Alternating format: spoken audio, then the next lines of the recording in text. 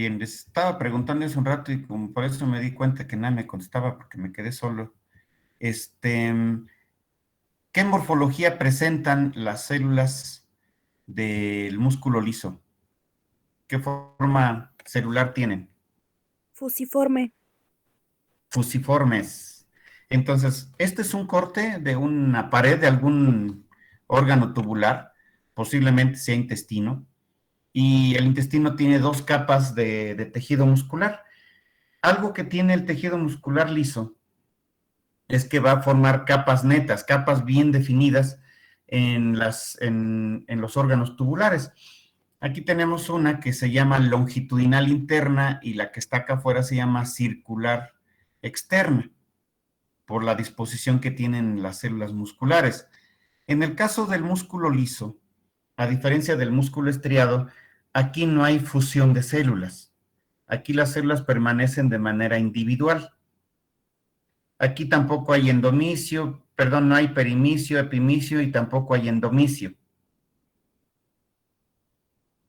¿Sí? Entonces, ese nivel de organización que está en el músculo estriado esquelético, pues aquí no existe.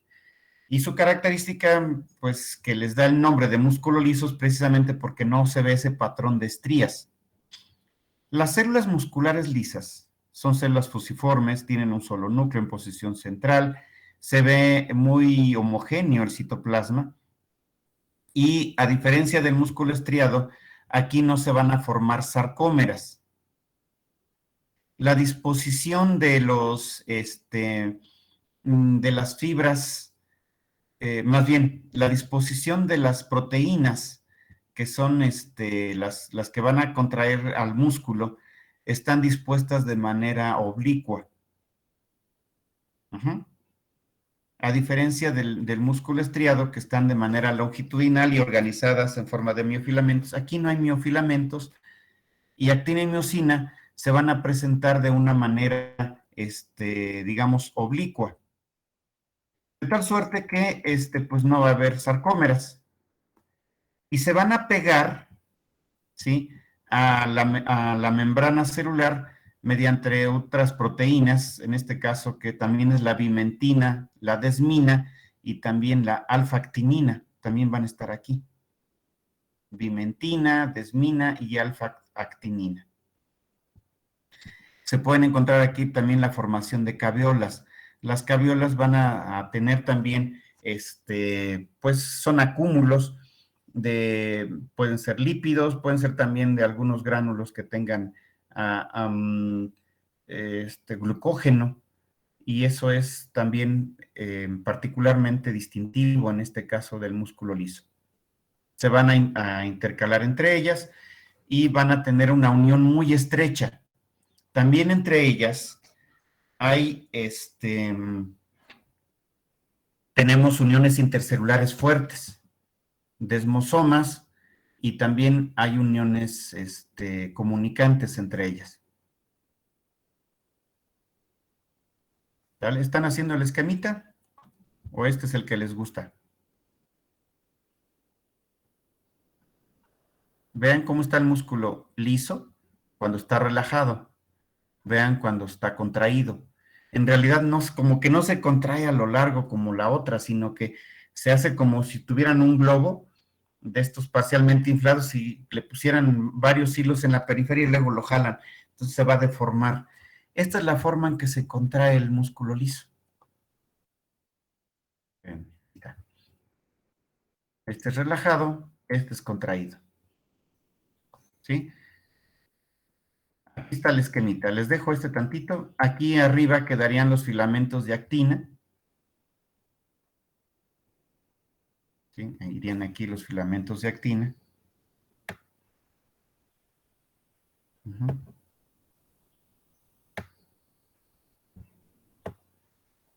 Y este sería en el músculo liso. Vean la forma en que están en el músculo liso. Estos que estoy ordenando ahorita. Es lo que estaría aquí. Uh-huh. Esto es del músculo estriado esquelético. Esto otro.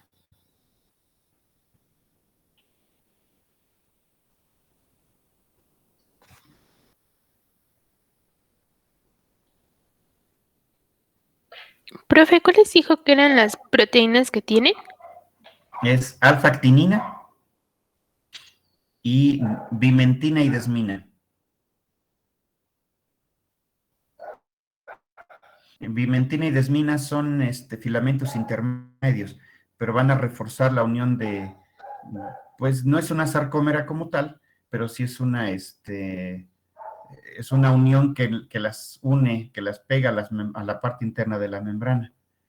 Entonces, ese conjunto es lo que se le conoce como cuerpos densos, esas proteínas, alfa-actinina principalmente. ¿Ya le puedo cambiar?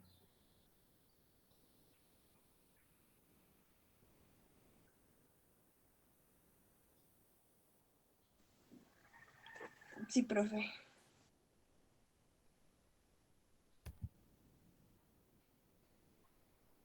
Así es la forma en que se ubica, ¿sí? Entonces, aquí es donde están los gránulos o los cuerpos densos. Principalmente aquí hay alfa-actinina y aquí hay vimentina y desmina. Son los que están reforzando la unión de este cuerpo denso a la membrana celular. Gracias a esto, el músculo tiene mucha fuerza.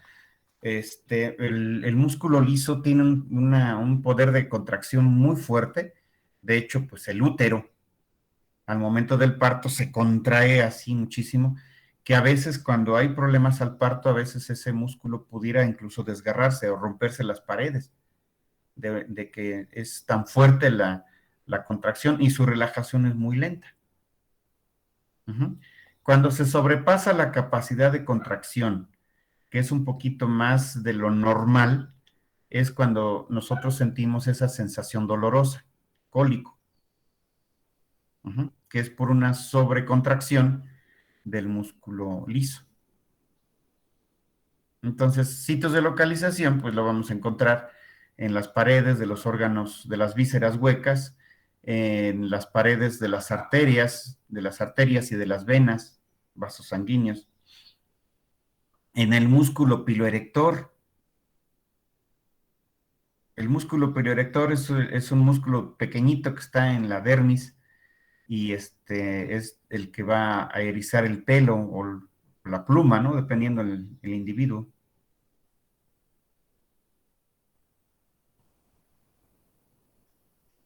Ese es de músculo liso. Entonces, la mayoría de las vísceras huecas tienen músculo liso en sus paredes. ¿Sale? Ya le puedo cambiar, están haciendo el esquemita este.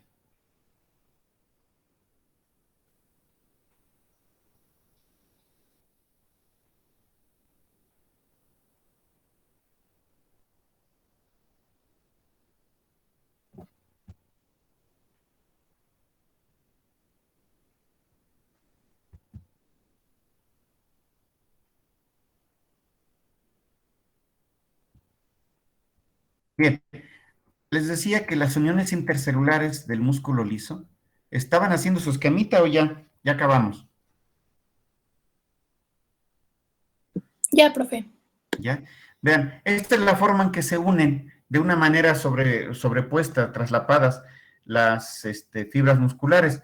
Les decía que aquí hay uniones intercelulares también fuertes.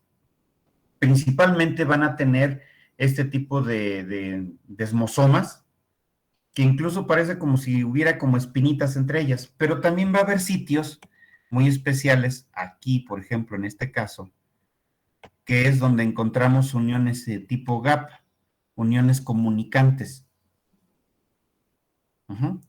Entonces, aquí no hay endomicio, pero hay una cantidad importante de fibras reticulares alrededor. No es un endomicio como tal, pero es lo que le permite que tengan cierta individualidad estas células. No todas, no en toda la membrana están fuertemente pegadas, pero sí tenemos uniones tipo desmosomas y uniones comunicantes, uniones tipo GAP. ¿Tienen alguna pregunta de esto, jóvenes?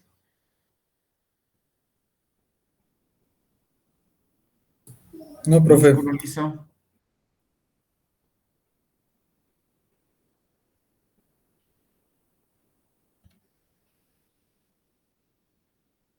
¿No hay ninguna pregunta?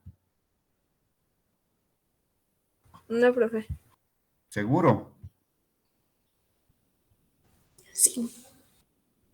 Bien, vamos ahorita aprovechando que tenemos un tiempecito. Vamos a empezar con la descripción del sistema nervioso, más bien tejido nervioso. Vamos a ver, ya terminamos tejido muscular, creo que no hay dudas, eso por lo menos es lo que me dijeron. Y vamos a empezar a ver lo que es tejido nervioso. Bien, como definición del tejido nervioso, es un tejido, un tipo de tejido especializado en la producción, conducción y distribución. Entonces va a generar, va a conducir y va a distribuir los impulsos eléctricos en el organismo. Son células altamente especializadas en propiedades fisiológicas como la irritabilidad y conductibilidad.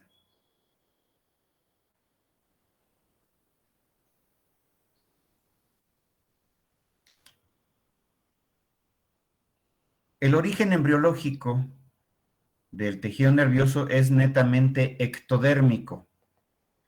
Prácticamente todas sus células del tejido nervioso se originan en el ectodermo.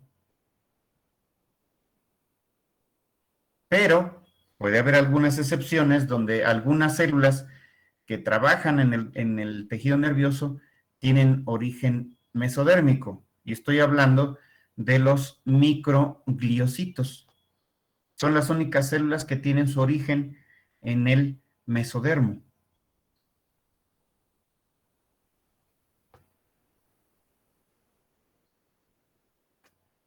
Ok. En el tejido nervioso vamos a tener básicamente dos grupos celulares. Entonces, en el tejido nervioso básicamente existen dos grupos celulares. Un grupo que son los encargados de generar, de conducir, de transmitir los impulsos nerviosos. Esas células son las neuronas. O sea, ese grupo serían las neuronas, que son los que generan, conducen y distribuyen los impulsos nerviosos. Pero tenemos otro grupo que sustituye las funciones que realiza el tejido conectivo en otros órganos.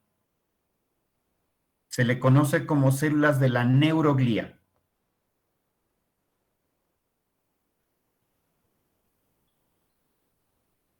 Entonces tenemos dos grupos celulares, las neuronas y las células de la neuroglía. De la neuroglía tenemos dos grupos,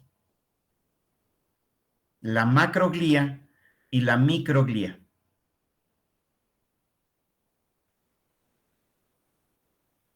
Entonces, como características específicas que tiene el tejido nervioso, es que su sistema de trabajo es tan especializado que incluso si por alguna razón llegara a haber células extrañas en el tejido nervioso reacciona de una manera bastante diferente que cuando no están.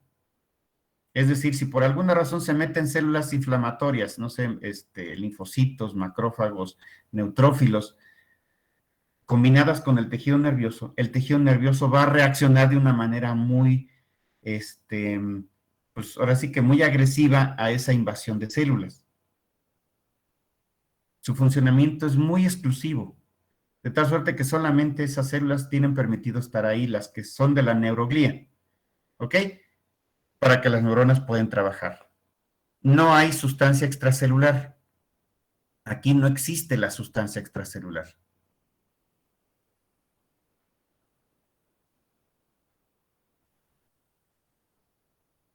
¿Sí queda claro, jóvenes? En el caso del músculo liso, no se los dije ahorita, pero las mismas células musculares, perdón, pero ahorita me acordé, las células musculares lisas, como que se quedaron en una transición, así imagínense, como que se quedaron en una transición entre ser fibroblastos y ser células musculares. ¿Por qué les digo esto? Porque tienen la capacidad todavía de producir sustancia extracelular, fibras de colágeno, fibras elásticas, y se pueden regenerar, a diferencia de las células musculares cardíacas, células musculares estriadas esqueléticas. Las células del músculo liso sí se pueden dividir por mitosis. Perdón, pero ahorita me acordé y antes de que me se olvide, el músculo liso sí se puede regenerar. Todavía las células musculares lisas se pueden dividir por mitosis y además fabrican sustancia extracelular.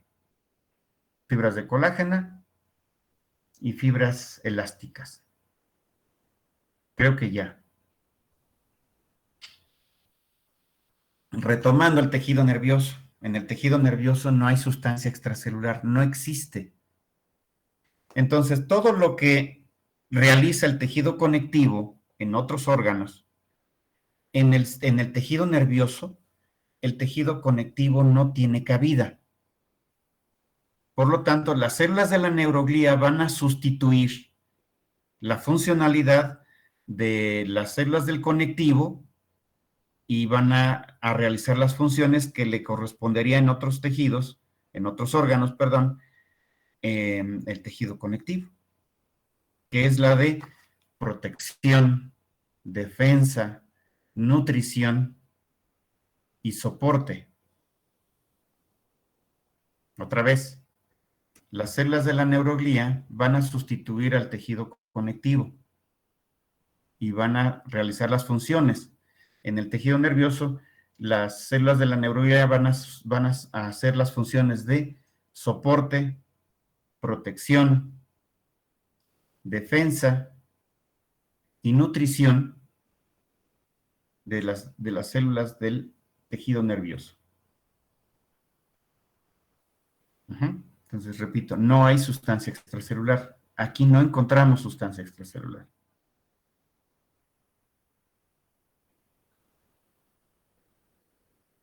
Profesor, ¿qué dijo que tenía su origen en el mesodermo del tejido nervioso?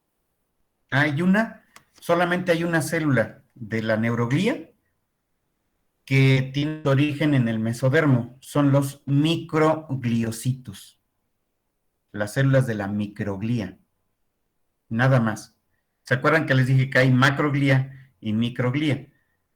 Bueno, las células de la microglía son las únicas que pueden, más bien tienen su origen en el mesodermo. Son las únicas. Todas las demás tienen origen netamente ectodérmico.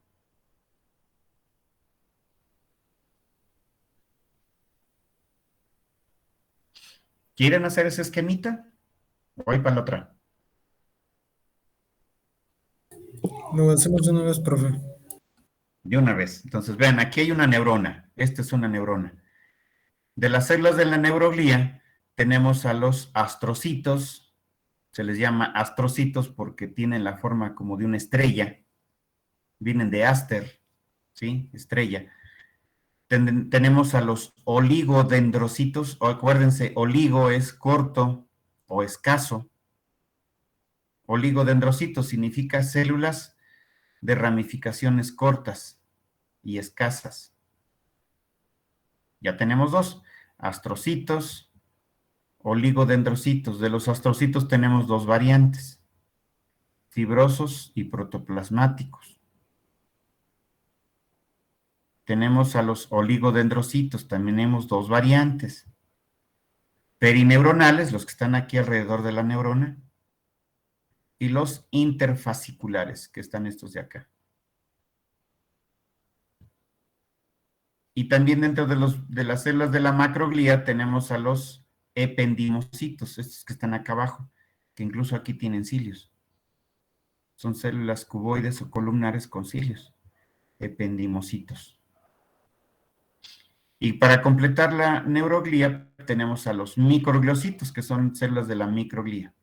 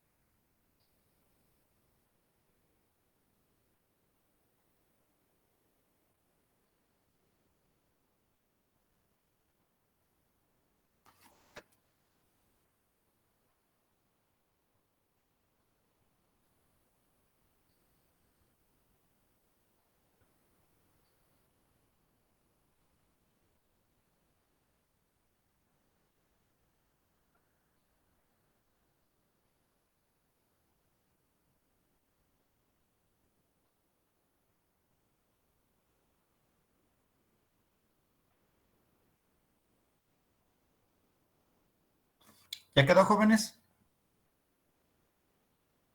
Estamos viendo tejido, ¿eh? Solamente tejido.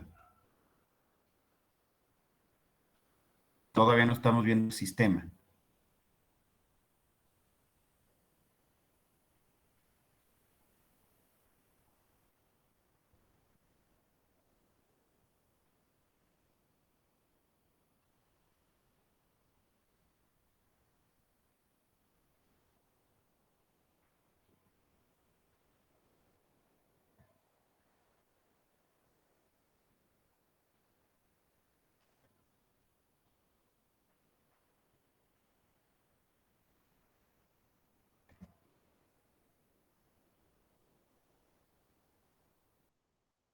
¿Ya quedó, verdad? Ya casi. Bien, vamos a empezar con las neuronas.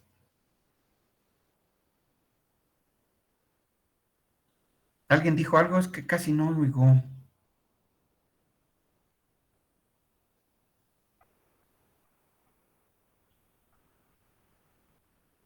Bien, las neuronas son células altamente especializadas en producir, o sea, en generar, pues, generar, conducir, distribuir señales eléctricas, lo que nosotros conocemos como impulsos nerviosos. Las neuronas son las encargadas de generarlas, de conducirlas y de distribuirlas. Las neuronas básicamente están constituidas por, pues digamos, tres partes. Todo forman parte de la misma célula. Esta estructura de aquí en medio, que puede cambiar de forma, acuérdense ustedes que, bueno, no es que esta célula cambie de forma cuando quiera, no, no, no. Son células que podemos encontrarlas de diferente morfología. Estrelladas, piramidales, piriformes. Esta estructura se llama cuerpo o soma. Esto es el cuerpo o soma. También este cuerpo de la neurona es donde se van a encontrar la mayor cantidad de organelos. El núcleo, nucleolo, una gran cantidad de retículo endoplásmico rugoso. Esta tiene muchísimo, pero muchísimo retículo endoplásmico rugoso que incluso se ve como gránulos, como granitos. Se les conoce como gránulos de Nissl o corpúsculos de Nissl, estos que están aquí. Estos son los gránulos de Nissl, estos. Este que está aquí. ¿Vale? Y es retículo endoplásmico rugoso. Estas células generalmente van a tener un núcleo muy grande y de cara abierta. Eso significa que tienen una actividad metabólica muy, pero muy abundante, muy alta. También van a presentar uno o dos nucleolos muy abundantes. Entonces, el citoplasma del cuerpo de la neurona generalmente tiende a verse muy morado, a diferencia de otros órganos, donde cuando se saca un corte histológico se dice que el citoplasma es acidófilo y el núcleo es basófilo, ¿sí? Vamos a tener entonces aquí la posibilidad de encontrar que también el citoplasma tiene una alta afinidad por los colorantes básicos, por hematoxilina. Por eso se alcanza a ver más morado, porque tiene corpúsculos de níquel y estos tienden a darle una tonalidad mucho más violeta. Hay muchas proteínas ácidas en el citoplasma. ¿Ok? Entonces, el cuerpo de la neurona, en general, pues podemos encontrar neuronas de diferente forma. De hecho, es una manera de clasificarlas, que más adelantito lo vamos a ver. ¿Qué otro componente tiene? Estos componentes se llaman dendritas.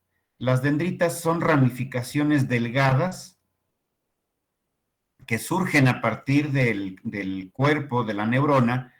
Son ramificaciones muy delgadas y ahora sí que muy ramificadas. Son prolongaciones del mismo cuerpo, pero muy delgaditas y muy ramificadas. La función que tienen las dendritas es la de recibir los estímulos y conducirlos hacia el cuerpo de la neurona. Entonces los recibe desde la periferia y los conduce de manera centrípeta al cuerpo de la neurona. Entonces recibe los impulsos y los trae hasta acá.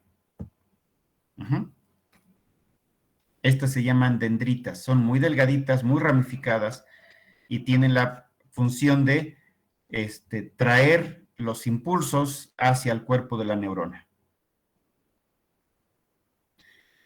Entonces, este tipo de neuronas pues tienen una gran red de información y le permite estar interconectada al mismo tiempo con otras neuronas, gracias a las dendritas.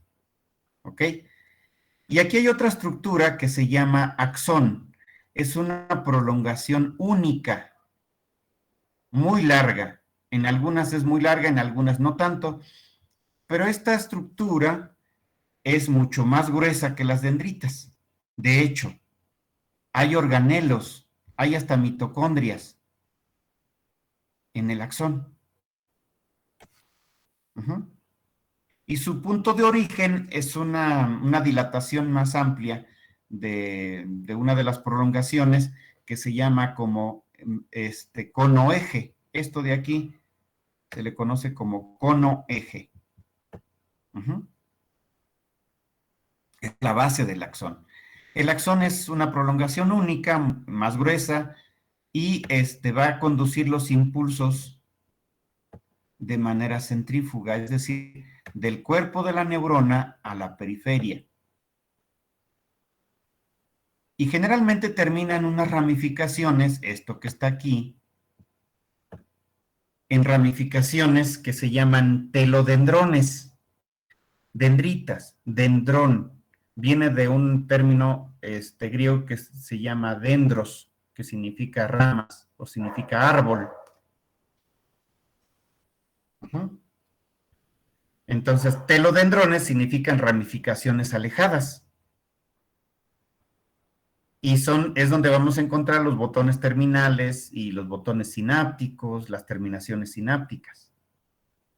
¿Sí queda claro? Y en los axones vamos a encontrar una cobertura de un compuesto que es básicamente de lípidos, que se llama vaina de mielina. En el axón necesita esa cobertura de mielina,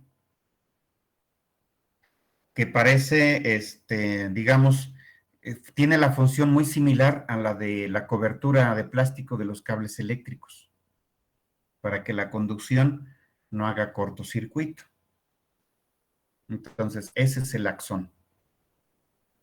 ¿Quieren hacer su esquemita?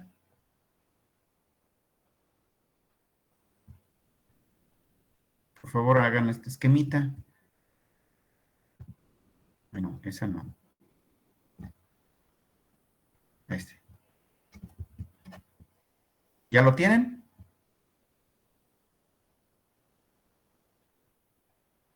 ¿Quieren que les quite las rayas o ahí se las dejamos?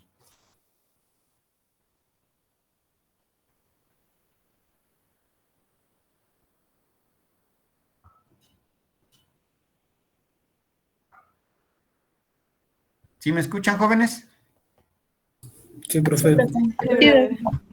Ah, bueno, qué bueno que siguen ahí. Hagan ese esquemita, por favor. Y ya casi se termina la clase, nos quedan 6 minutitos. Hagan su esquemita. Y ahorita les paso el otro esquemita. Les voy a mandar material para lo que sería el equivalente a martes, porque no tenemos, más bien ese día es festivo, pero la verdad sí quisiera adelantarle, porque nos vamos, de por sí ya nos trazando un poco con respecto al laboratorio, no quiero perder más, más clases, ¿no?